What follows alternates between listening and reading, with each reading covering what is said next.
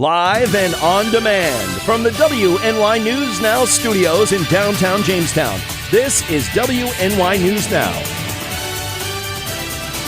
And thanks for joining us for WNY News Now on this Thursday. I'm Justin Gould. Our Matt Hummel is on assignment. Happening now, a Randolph man will spend a little less than a decade in federal prison after he was convicted of drug trafficking charges. Plus, the latest on a Jamestown murder trial that resumed today. But first, we get a check of our forecast. Chief Forecaster Dakota Hunter standing by live.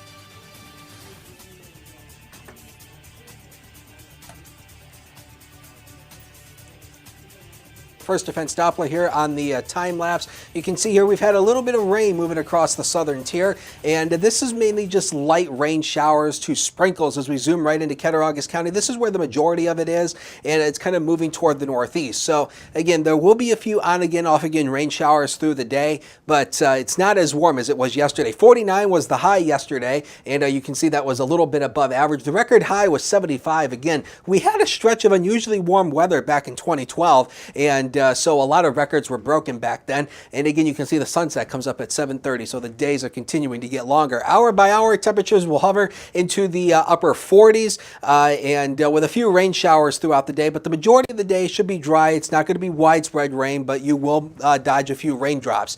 Another storm system comes our way tomorrow. That changes rain to that white stuff. We'll time it out with that Brotherhood Property Maintenance 7-day later on in the show. Justin? All right, Dakota, thank you. Our top story, a Randolph man who was convicted for his role in a deadly opioid trafficking ring in Elmira was sentenced to 7.5 years in federal prison this week. The U.S. Attorney's Office in Buffalo says that 29-year-old Scott Fairbanks received his sentence after being convicted of conspiracy to possess with intent to distribute and to distribute 100 grams of more than a fentanyl analog. Now, according to prosecutors, Fairbanks was a mid-level distributor in a large-scale opioid manufacturing and trafficking organization in the southern tier and northern Pennsylvania. Now, between 2015 and 2017, at least 2 people died after ingesting blue pills laced with fentanyl stemming from that drug ring. Co-defendant Jesus Rivera of Elmira was sentenced to 9 years in prison for his role in the crime as well.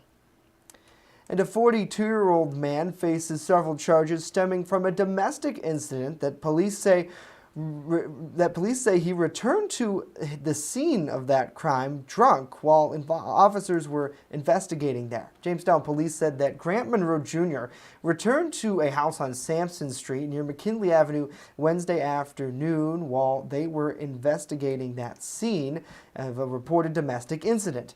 Grant was allegedly drunk when he returned there. The man's now charged with felony driving while intoxicated, aggravated DWI, 4th-degree criminal mischief, and an aggravated family offense, along with unlawful imprisonment and criminal obstruction of breathing.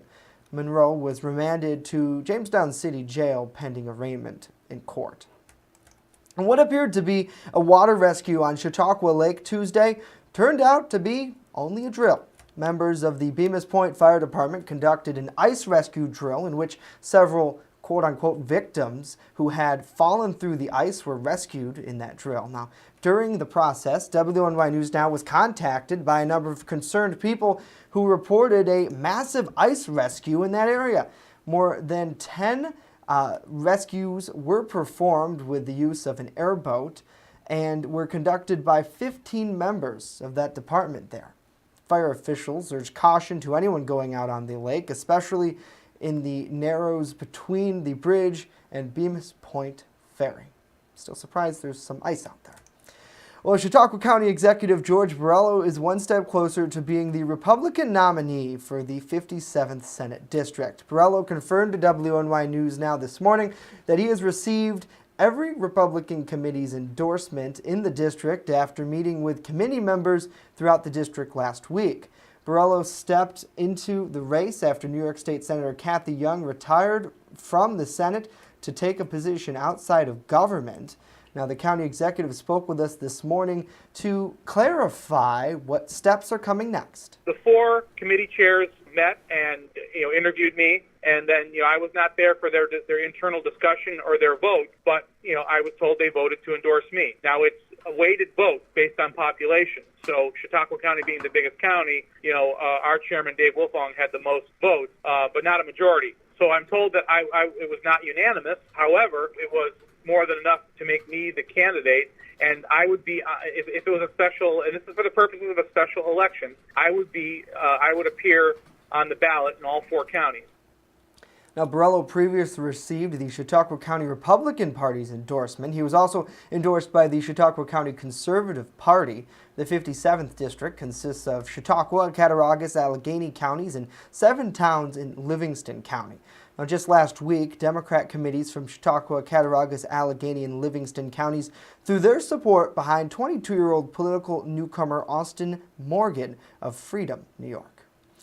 Well, hello to all of you. Hopefully you are having a great day. Saying hello to Renee, hello to Wendy. I'm glad to see you as always. Donna joining us. Gary is here. Cindy is here. David, shout out to you, sir. Hello, hopefully you are doing well. And it looks like Joseph is joined us. Patricia and Renee saying hello to Debbie. Hello to you. Hopefully you are doing well, and hopefully everybody is staying warm out there, because it's not necessarily particularly cold. I wore a spring jacket this morning, but I hear that some of that white fluffy stuff is probably coming back. So certainly nobody is really interested in having a ton of that. So let us know. And did you see any spring yesterday? I saw a couple of robins. It was a pretty nice day out there. So hopefully you all are doing well. We have a lot more news to tell you about. Coming up next, a local 90-year-old celebrates his birthday with an equine friend. But first, an update on a Jamestown murder trial that's happening in Mayville, Dakota. And here's a live look downtown from the DoubleTree Sky Vision camera, and it's not as sunny as it was yesterday, but some rain and snow is on the way. We'll talk about it as News Now at Noon continues in just a few minutes. Live and on demand, you're watching WNY News Now.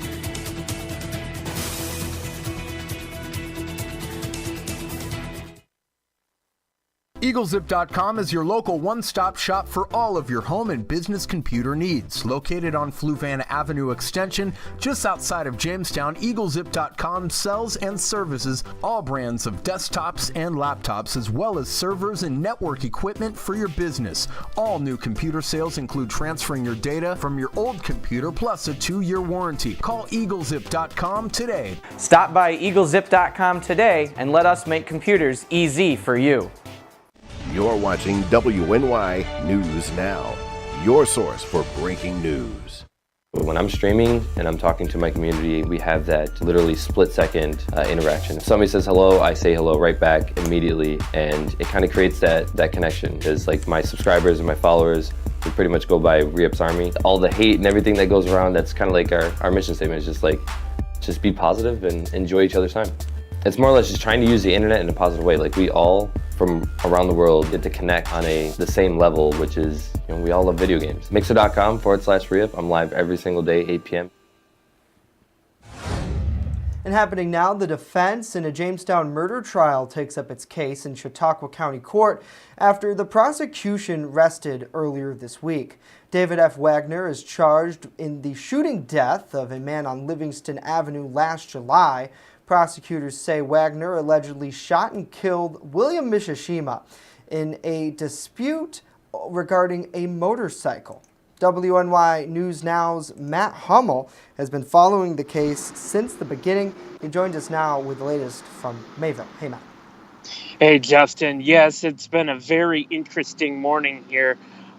First off, before the jury was even brought in, so at 9:30 a.m., Public Defender Ned Barone filed a motion to have the second-degree murder charge dismissed, saying that District Attorney Patrick Swanson failed to prove that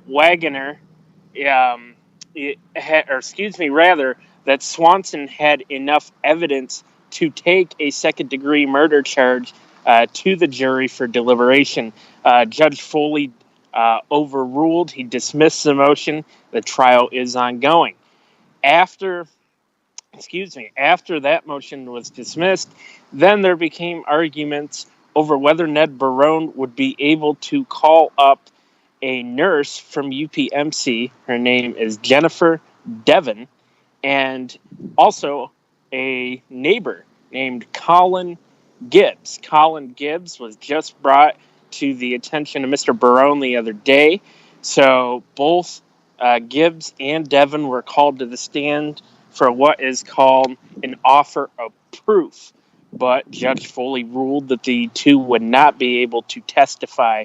And it is important to note, Justin, that when both Gibbs and Devon came to the stand, the jury was not present because of the fact, again, that it was an offer of proof. This was not testimony in front of a jury.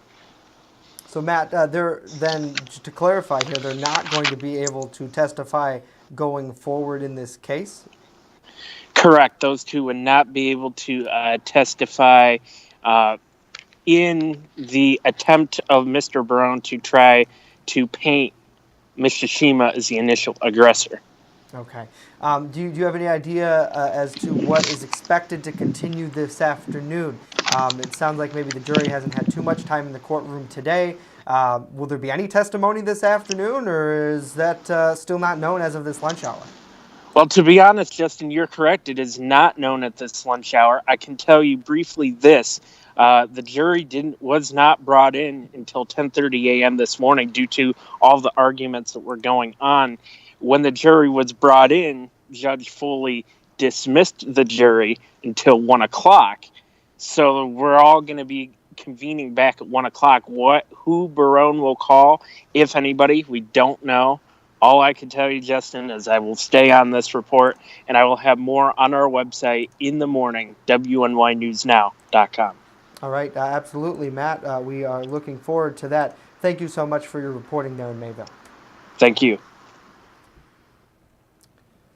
Well, postpartum depression affects hundreds of thousands of women worldwide, and as of Tuesday, the FDA has approved a drug specifically intended for its treatment. Meredith Wood details this breakthrough in today's Health Minute. For the first time ever, the FDA has announced its approval of a drug to treat postpartum depression. The drug is called Zulresso. It's an intravenous infusion of brexanolone administered in a single 60-hour IV drip. Postpartum depression affects an estimated 1 in 9 new mothers after childbirth. Without treatment, symptoms can last for months or years. In the past, treatment options have included counseling and antidepressants. But antidepressants can take weeks to take effect. In clinical trials, Zulresso has been shown to take effect within hours of the infusion. The trials were conducted in 2016 and 2017 across 30 locations and involved more than 200 women who displayed symptoms of postpartum depression. Of the women who were given Zulresso, half no longer displayed signs of clinical depression, and 75% saw at least a 50% improvement in their symptoms. 94% had not relapsed at a 30-day follow-up. Common side effects include headache, dizziness, and excessive sleepiness. Sage Therapeutics, the company that developed the treatment, estimates the drug will cost between $20,000 and $35,000 per treatment. For today's Health Minute, I'm Meredith Wood. Now, Zulresso will be available beginning in June, though administration of the treatment will be restricted to the Zulresso Risk Evaluation and Migration Strategy Program. Only providers and certified healthcare facilities will be able to administer treatment initially. Well, you still have a chance to win over $500 million, and no, it's not coming from Matt's wallet. Nobody won Wednesday night's Powerball drawing, and that means the jackpot is now up to $625 million. That's the 7th largest in U.S. lottery history. Now, Wednesday's winning numbers were 10, 14, 50, 53, 63, and the Mega Ball was 21. The next drawing will be on Saturday, March 23rd. Well, a 90-year-old Heritage resident recently rode horses at Homestead Stables. That's the new equestrian center opened as part of Heritage Ministries in December 2018. Now, this was all part of the man's 90th birthday wish. Hank Storm took to the saddle for the first time in over 50 years, along with Heritage CEO David Smeltzer and several other residents. Now, located on the Homestead campus, Heritage officials said this Homestead Stables is part of a place where ministry can be expanded through included lessons and programs for children, teens, and inter-organizational activities there. Now, in addition to equestrian educational events and programs, Homestead Stables also offers opportunity to provide therapeutic riding programs for individuals suffering from PTSD or other emotional or physical disabilities. Really amazing to see. And at 90 years old, look at him go. He's doing pretty well.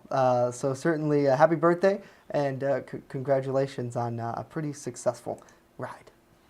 I want to check back in with the comments. Good afternoon to you, Mark, asking the same question. Where the heck is the sun? I'm sure we'll get some details on that in just a bit. Michael, hello to you. Hopefully you are doing well. Gary, thank you so much for joining here on our broadcast. And a lot of people chiming in. Great coverage by Matt Hummel. And I do want to say, yeah, he's really a court guru. And, you know, even though we miss him here at the anchor desk, he's certainly where he belongs up there in Mayville, doing excellent coverage. And again, Matt will have full coverage on the WNY News Now app for iOS and Android, and also on our website as the day progresses, as we learn more about this case that continues to take a number of turns here, there, and everywhere. Well, coming up next, Chief Forecaster Dakota Hunter, he has the details on where the heck that sun is. And later, we'll show you some local poetry efforts on this National Poetry Day when WNY News Now returns.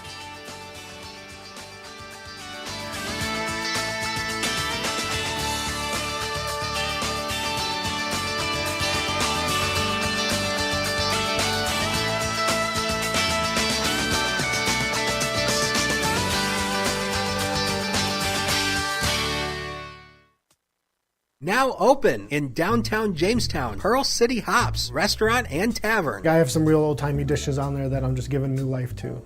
Like there's a shepherd's pie on there that's going to have some bison in it, you know, real thick hearty gravy. Then I'm also doing beer flights. We're pairing it with a set of sliders, a set of tacos, and a set of mini rolls. So everything's going to have its own pair, so you can get a taste of a little bit of everything and all the beers. We don't want to be known as the restaurant in the hotel.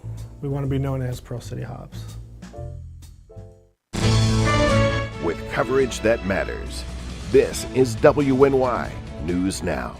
Turn to Brotherhood Property Maintenance for all your lawn care and landscaping needs, no matter the season. Brotherhood Property Maintenance does it all, from professional plowing during the winter months to expert landscaping all summer long. Count on Brotherhood Property Maintenance for mowing, landscaping, tree work, spring and fall cleanup, plus snow removal. Serving both commercial and residential lots, check out Jamestown's fastest growing landscaping crew on Facebook or call us right now to book an appointment. First Defense Weather, the Southern Tier's only live and local weather source. Now, here's Chief Forecaster Dakota Hunter. And welcome back. And that Powerball is not coming out of the weather staff's budget either. Storm spotter training once again comes up next Monday, the 25th at WCA Hospital at 7:30. And if you can't make it, do not worry. The Weather Service is also doing online spotter training on May 2nd. Now, for the online, you do need to register. And this is the link where you can go to register. Once again, I'll throw this out on the web and, of course, on social media as well. And again, we need more storm spotters. It's only spotters that see down at the ground, and we need more of them. So I encourage you to attend. Now, I showed this graphic yesterday. Yesterday was the spring equinox, or the vernal equinox, the official first day of spring. Today's the first full day of spring, and essentially the spring equinox is when the sun is directly above the equator, and the days are equal. So we have 12 hours of daylight and 12 hours of nighttime. Although in the U.S. we have a little bit more than 12 hours of daylight, but it's around equal across the entire globe. News now, Cam, not as sunny as it was yesterday. We have a lot of clouds around and a few dripping, dropping. 41 degrees is the current temp with that south wind to 9. Again, as long as we have a southerly wind component, that will continue to keep us a little bit mild, and the wind chill is down to 35 degrees. But it's not as warm as it was yesterday, and not a whole lot of sun to go around for today either. This is the next storm system. It's currently down here in Virginia down here. This is the storm system that's going to ride across the northeast, and you can see a few of those rain showers across western New York. As we zoom right into it, you can see here we've had a few of these scattered rain showers, and again, this isn't going to be steady state. It's not going to be anything heavy, but there will be a few raindrops to go through this afternoon. Now, looking past this, that storm system is going to ride right along the east coast, and this is ultimately going to bring us some snow tomorrow and Saturday. So here's your first defense on everything we know. So the storm system will ride along the northeast. What's going to happen is as the storm system moves across the east coast, it's going to drag in colder Canadian air, and it will wrap around the back edge of this system. Highs on Friday only into the lower 30s, and the same thing on Saturday. That's February type cold, and we are expecting several inches of fresh accumulation. So we'll show this to you here on Future Scan. You can see the storm system here. Watch it work across the east coast. It's mainly going to be rain across the east coast because this is where the warmer air is. But peek back here, you can see on the back edge, you can see that colder air wrapping right in, and that's going to trigger off these snow showers throughout the day on Friday, and also the same thing on Saturday, ultimately ending Saturday night going into Sunday. So snow accumulations, this is what we're going with in terms of overall accumulations, about 2 to 4 inches. It's not anything major, but still, it's springtime snow. So again, I think this will be at least a little bit shovelable. But again, 2 to 4 inches on average. Obviously, once you work out here towards the Tug Hill, that's where the heavier amounts of the snow will be. Here comes the future. It's powered by Brotherhood Property Maintenance. And again, look at that, 30s over the next couple of days, and snow 2 to 4 inches Friday. And hey, we get one more day of 50s with sunshine on Sunday. Temperatures go back into the 30s before they warm back up again with more sunshine on Wednesday. Sports is next. Don't go away.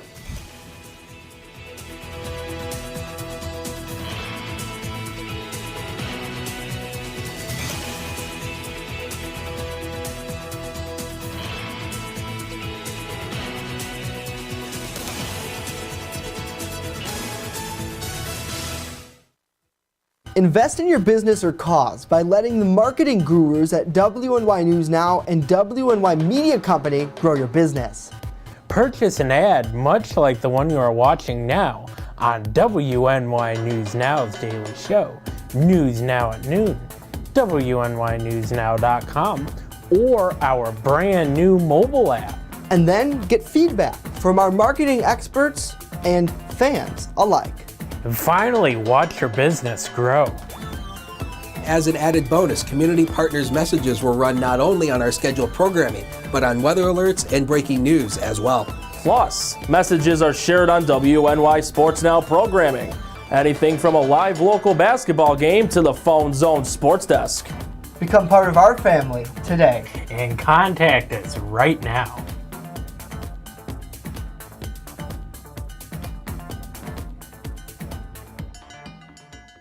You're watching WNY News Now, where coverage comes first.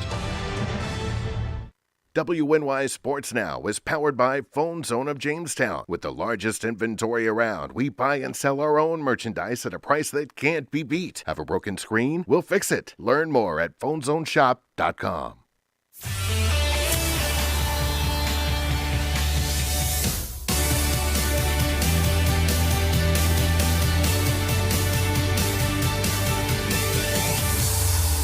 Happy Thursday, sports fans. We are nearing the end of the work week. Welcome back to WNY News Now.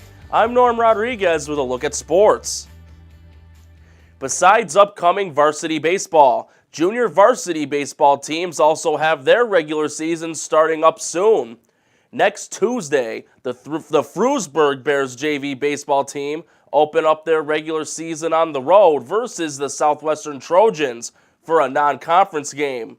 Another upcoming JV baseball game is also a Frewsburg game on April 1st. Another non-conference game, this one being against the Maple Grove Red Dragons. Sticking with baseball, for any parents who have yet to sign up their children to a baseball league, there is still time to get that done. Jamestown City Recreation Youth Baseball League will be accepting late registrations until April 5th. The location where registrations will be taken is at the office of the Parks, Recreation, and Conservation Department, office on the 4th floor of City Hall. The fee for city residents is $5, while the non-city resident fee is $15, and is for kids ages 7 to 12. The Buffalo Sabres have now lost 8 of their last 9 games after being defeated 4-2 by the Toronto Maple Leafs on Wednesday.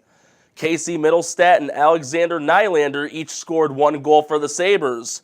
Carter Hutton saved 42 of 45 shots faced in a losing effort. 4 different Toronto players scored 1 goal, with Austin Matthews and John Tavares each tallying 1 goal and 1 assist. Buffalo will be back in action on Saturday night at 7 o'clock as they will travel north of the border to square off against the Montreal Canadiens. That's it for sports today. Justin, back to you. All right, Norm, thank you very much. Well, Jefferson middle schoolers recently tried their hand at writing poetry. Students in Adam Mason's 5th grade class partnered with Scholastic to have their writing and artwork published in print. Mason had his students focus on 4 different types of poetry.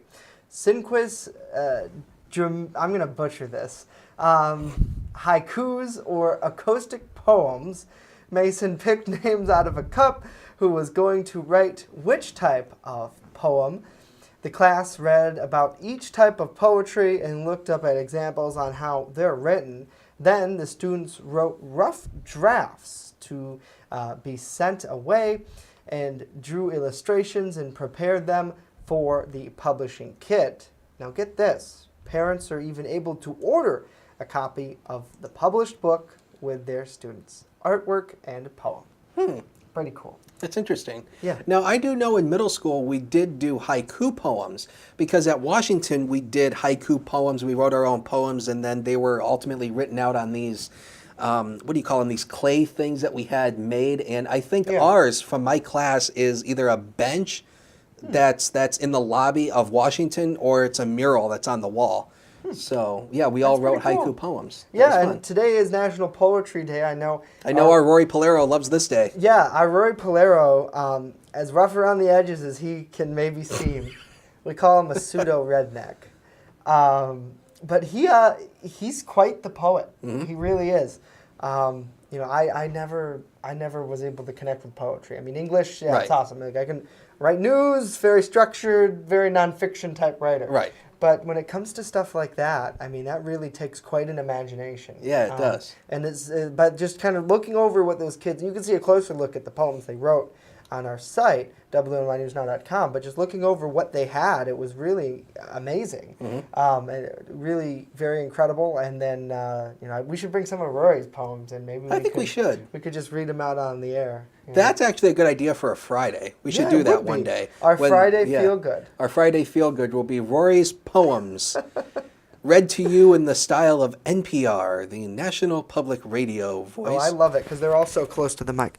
This is NPR. Today, we're going to read In the Newsroom by Rory Polero. One morning, Chief Forecaster Dakota Hunter came in to a storm spotter training. Yes. Which will be on Monday, March 25th. We should do the rest of the broadcast in NPR voice. What do you think? Sure, let's do that. Okay, all right. So here we go. So if you have not signed up for Storm Spotter training, it comes up next Monday, the 25th at WCA Hospital. You can also register for the online training at weather.gov/buff/Skywarn. Here comes the Brotherhood Property Maintenance 7-day and a couple inches of snow Friday, and then it turns cooler once again before it warms up by Sunday with some sunshine. Justin. Thank you, Dakota. You're listening to NPR here. We're going to get ourselves in trouble. Thank you for playing with our show. Can we just go to black? Yeah, we probably should. We probably should. I want to check in with the comments before we go. That was silly. We can put that in the bloopers. Yeah. It looks like people are talking about, yeah, Rory is a poet. He's very good at being a poet. Erica says we should check out local gymnastics. Yeah, I've actually heard about this. They had they have a statewide competition, I think, or they will be having one in Lakewood. They might have already had it at the Y out there. So we'll have to check that out. So I'm glad you like our humor, Wendy. That's something new. I've never heard of that. Yeah, they're a really, really competitive group. So if you want, Erica, message the page and hook us up, maybe yourself or someone who would be willing to talk to us. We'd be really interested in doing it. And Jay says he's registered. Yeah, and Jay says he's registered for the online training. Good for you, Jay. There you go. Awesome. Thanks, Dakota. You're welcome. And thank you for watching. That'll do it for WNY News Now. Here's a live look at the DoubleTree camera over the National Comedy Center. We may or may not be back tomorrow. I think we have some hungry folks here who need to have their lunch.